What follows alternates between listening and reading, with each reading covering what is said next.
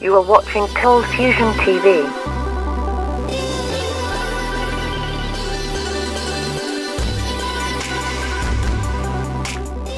Hi, welcome to another Cold Fusion video. Since Wi-Fi's accidental invention in 1992 by Australian radio astronomer Dr. John O'Sullivan through a failed experiment to detect exploding mini black holes, Wi-Fi has revolutionized digital communication. Without it, our current mobile way of life would be somewhat different. Wi-Fi currently makes up 60% of global internet traffic. With all of that being said, Wi-Fi still has some issues. It's sketchy at times with a varying signal, and it's not totally secure because your signal could travel through walls and be easily picked up by someone else. The reason for all of this is that Wi-Fi uses radio waves to transmit data. So how do we improve this technology and solve these problems? We must use something that's cheap, safe, plentiful, and more robust for data transfer. The answer? Light. Light is perfect because it's actually just part of the electromagnetic spectrum, just like radio waves, but at a much higher frequency. That is, the waves that carry the energy cycle at a much faster rate than radio waves. Light also has a frequency range 10,000 times greater than radio waves, going up to 790 terahertz versus a maximum of 300 gigahertz for radio waves. All this means is that light has the capacity to transmit vastly more pulses of data in much less time than radio waves. The concept of light being used as a medium to transfer internet data has been coined Lifi. Let's hear a bit more from Harold Haas, the founder of Lifi, in a TED Talk from 2011, right at the technology's infancy. Light bulbs installed already. So we have the infrastructure there. Look at the ceiling. You see all these light bulbs. Can we use them for communications? And there's one thing we need to do is we have to replace these inefficient incandescent light bulbs, fluorescent lights, by these new technology of LED light bulbs. An LED is a semiconductor, it's an electronic device, and it has a very, very nice and cute property. Its intensity can be modulated at very high speeds, and it can be switched off at very high speeds. And this is a fundamental basic property that we exploit with our technology. So how does this all work? You all know the remote controls have an infrared LED. Basically, you switch on the LED, and when it's off, you switch it off, and it creates a simple low-speed data stream in 10,000 bits per second, 20,000 bits per second, not usable for a YouTube video. What we have done is we have developed a technology with which we transmit with our technology not only a single data stream, we transmit thousands of data streams in parallel at even higher speeds. In another part of the talk, Haas does a pretty cool demonstration. He fits a desk lamp with a normal LED bulb worth about $3. A software code makes the bulb flicker at extremely high speeds. This flickering, or pulsing, is then converted into a signal by a receiver, and then watch what happens next. So what happens when I switch on that light?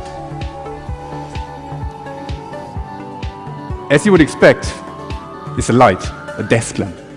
You could put your book beneath and could read. It's illuminating the space. But at the same time, you see this video coming up here. And this is a video, high-definition video, that is transmitted through that light beam. You're all critical. You say, this is a smart academic doing a little bit of tricks here. But let me do this.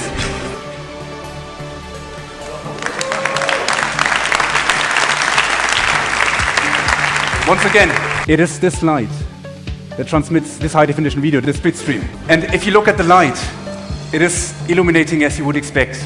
You don't notice with your human eye, you don't notice the subtle changes in the amplitude that we impress onto this light bulb. It's serving the purpose of illumination, but at the same time, we are able to transmit this data. And you see even light from the ceiling comes down here into the receiver. It can ignore that constant light because all the receiver is interested in these subtle changes. Harold hopes to integrate this receiver technology into phones and even phone cameras so that they can send and receive high bitrate information through and from light. You might be wondering if the light has to be turned on the whole time to receive data. Haas says yes, but the thing is, you can actually dim the light down so that the human eye cannot detect that it's on, but the receiver still can read it. Okay, so that sounds great, but does it actually work in real life? The answer is yes. Researchers have reached speeds of 10 gigabits per second in lab conditions. For a perspective, South Korea's world record internet speeds are only 100 megabits per second. Lifi has also been successfully tested in a commercial context. There's been trials in offices in Estonia that are reporting transmission speeds of 1 gigabit per second, still 100 times faster than current average Wi-Fi speeds. So imagine this, you could walk into any room, switch on the light, and simultaneously instantly have an internet connection 100 times faster than your regular Wi-Fi. But it doesn't stop there. Researchers at the Oxford University have published results of visible light internet at 223 gigabits per second. With those speeds, you could download 18 1.5 gigabyte movies in 1 second. But of course, whether or not the servers will be able to serve those files to you is another story entirely. But still very impressive nonetheless. So what's the conclusion here? We could be seeing very cheap light-powered internet or Li-Fi everywhere. This could easily lead to the Internet of Things becoming a reality, a situation where all electronic devices communicate with each other. From your mobile phone communicating with your fridge, to sensors on a bridge, warning of structural damage and potential failure to civil engineers.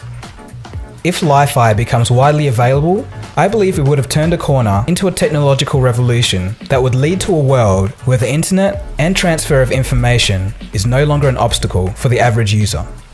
So anyway, that was just a quick story I thought I'd bring to you. It's quite fresh because the Li-Fi tests in real life scenarios were only completed 2 days ago, at the time of this recording, so pretty exciting stuff. Thanks for watching, don't forget to leave a thumbs up if you liked it, comment and subscribe if you're new. If you want to know more stuff on cutting edge technology, hang around for the next 10 seconds and follow the prompts on your screen. Cheers guys, this has been Dagogo, you've been watching Cold Fusion, have a good one. Cold Fusion. It's new thinking.